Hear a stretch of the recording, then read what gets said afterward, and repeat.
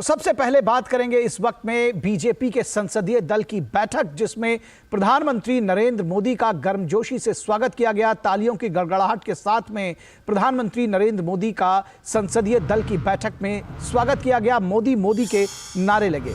Bharatiya Janata party की संसदीय दल की बैठक आज हुई, जिसमें पीएम मोदी, पार्टी अध्यक्ष जेपी नड्डा, अन्य वरिष्ठ नेताओं सहित दोनों सदनों के भाजपा सांसद शामिल हुए। बैठक में प्रधानमंत्री मोदी का तालियों की गड़गड़ाहट के साथ स्वागत किया गया। राजस्थान, मध्य प्रदेश और छत्तीसगढ़ में मिली प्रचंड जीत पर प्रधानमंत्री मोदी को सम्मानित भी किया गया। पीएम मोदी ने तीनों राज्यों में जीत का श्रेय पार्टी कार्यकर्ताओं को दिया। कहा, यह जीत अकेले मोदी की नहीं है, पूरी टीम को जीत का श्रेय जाता है। पीएम ने कहा, यह अकेले मोदी की जीत नहीं है, पूरी टीम की जीत है। पीएम ने इस मौके पर आगे का रोड मैप भी तय किया। कार्यकर्ताओं से विकसित भारत संकल्प यात्रा में जुट जाने का आह्वान किया। पीएम ने कहा कि सभी सांसद विकसित भारत संकल्प यात्रा में जरूर हिस्सा लें। योजनाओं को जन जन तक पहुंचाना है। 2047 तक विकसित भारत बनाना है। संसदीय कार्यमंत्री प्रहलाद जोशी ने बैठक के बाद बताया कि तीनों राज्यों के साथ तेलंगाना में भी बीजेपी मजबूत हुई है। राजस्थान, मध्य प्रदेश और छत्तीसगढ़ में मुख्यमंत्रियों के नाम पर जल्द ही फैसला लिए जाने की उम्मीद है। इसे लेकर बीजेपी के शीर्ष नेताओं की बैठक होनी है। और आज संसदीय दल की बैठक के बाद प्रहलाद जोशी ने कहा कि बीजेपी सत्ता चलाने के लिए सबसे पसंदीदा पार्टी है। उन्होंने कहा कि प्रधानमंत्री मोदी ने 3 राज्यों में जीत का श्रेय कार्यकर्ताओं को दिया। भारतीय जनता पार्टी का पॉलिटिकल डायरेक्शन शुरुआत से ही बहुत बढ़िया है और शुरुआत से ही लोग भारतीय जनता पार्टी का पसंद किया है, भारतीय जनता पार्टी के ऊपर विश्वास जताया है। और इस जीत का भी माननीय प्रधानमंत्री जी सारे कार्यकर्ताओं को उन्होंने उसका श्रेय का जो योगदान है उसमें कार्यकर्ता को ही मैं इसका श्रेय देता हूं, ऐसे माननीय प्रधानमंत्री जी ने कहा। तो जीत का श्रेय कार्यकर्ताओं को दिया। और प्रहलाद जोशी ने आगे बताया कि बैठक में प्रधानमंत्री नरेंद्र मोदी ने एक रोचक आंकड़ा रखा, जिसमें फिर से मैंडेट हासिल करने में बीजेपी सबसे सफल पार्टी रही है। एक इंटरेस्टिंग आंकड़ा माननीय प्रधानमंत्री जी हम सबके सामने आज रखा है। वो है सरकार में रहते हुए 40 बार उन लोगों ने रिपीट मैंडेट का कोशिश की, लेकिन वो सक्सेस हुआ 7 टाइम्स ओनली 18%। बीजेपी 39 टाइम प्रयास किया सरकार में रहते हुए रिपीट मैंडेट के लिए, 22 टाइम हम सक्सेस हुआ है 56%। रीजनल पार्टीज 36 बार उनको एक अपॉर्चुनिटी मिला कि फिर से मैंडेट मांगने का, वो 18 बार सक्सेस हुआ है, वो 50% है। और इस पूरी खबर पर बातचीत करने के लिए हमारे साथ हमारे संवाददाता शैलेंद्र मिश्रा जुड़े हुए हैं। शैलेंद्र, संसदीय दल की बैठक सदन चलता है तो होती है, लेकिन ये बैठक कई मायनों में खास रही है, क्या कहेंगे आप? निश्चित तौर पर जब 3 राज्यों में प्रचंड जीत हासिल हुई और उसके बाद पहली बैठक, तो ये इस मायने में खास थी और प्रधानमंत्री नरेंद्र मोदी का जोरदार अभिनंदन, जोरदार स्वागत किया गया।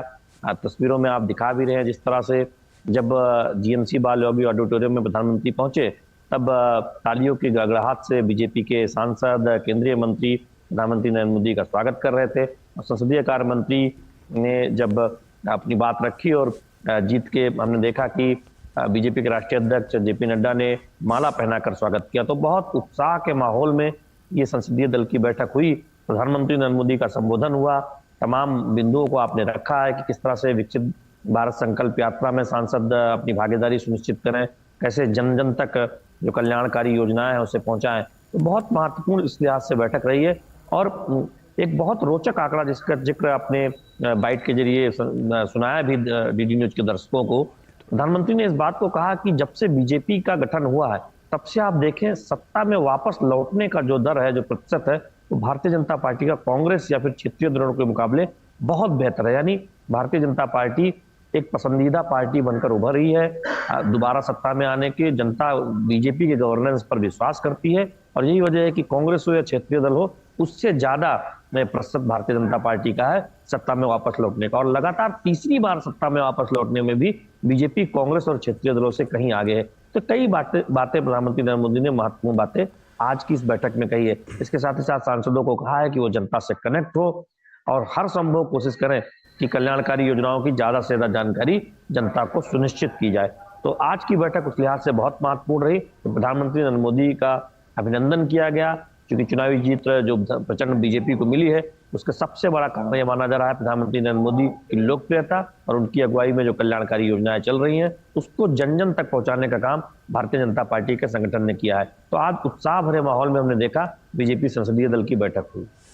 निश्चित तौर पर ये जो जिस तरह से प्रधानमंत्री ने जीत का श्रेय कार्यकर्ताओं को दिया वो भी बेहद महत्वपूर्ण है। साथ ही साथ जो रोड मैप तय किया आगे के लिए वो भी बेहद महत्वपूर्ण है। तो कई मायनों में महत्वपूर्ण हो जाती है बैठक। एक बात और लोगों के जहन में है जो शायद इस बैठक से ना जुड़ी हो लेकिन बीजेपी के शीर्ष नेताओं की आगे होने वाली बैठकों से जुड़ी है, और वो है 3 राज्यों में जो मुख्यमंत्रियों का तय होना है। किस तरह से चल रही है इसको लेकर के हलचल, क्या कुछ चल रहा है अभी, क्या कोई अपडेट है आपके पास? ये देखिए 12 सांसदों ने चुनाव लड़ा था, जो जीत कर आए थे 12 सांसद बीजेपी ने जिन्हें चुनाव लड़ाया था उसमें 10 सांसदों ने, जिसमें 9 लोकसभा और 1 राज्यसभा के सांसद ने कल इस्तीफा दिया था।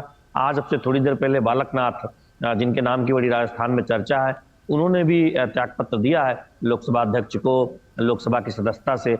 ये ऐसी सूचना आ रही है। तो इस तरह के अपडेट्स आ रहे हैं कि जो 12 सांसद जीत कर आए उन सभी का त्यागपत्र लेने का फैसला बीजेपी आलाकमान कर चुका है। उसमें हम देख रहे हैं कि सूचित भी किया जा चुका है लोकसभा सचिवालय द्वारा कि इन सांसदों ने त्यागपत्र दिया है। इसके साथ ही साथ दूसरी बात है कि वसुंधरा राजे दिल्ली आई हैं। शाम को संभवतः 6:30 बजे मुलाकात होनी है बीजेपी के राष्ट्रीय अध्यक्ष जेपी नड्डा से।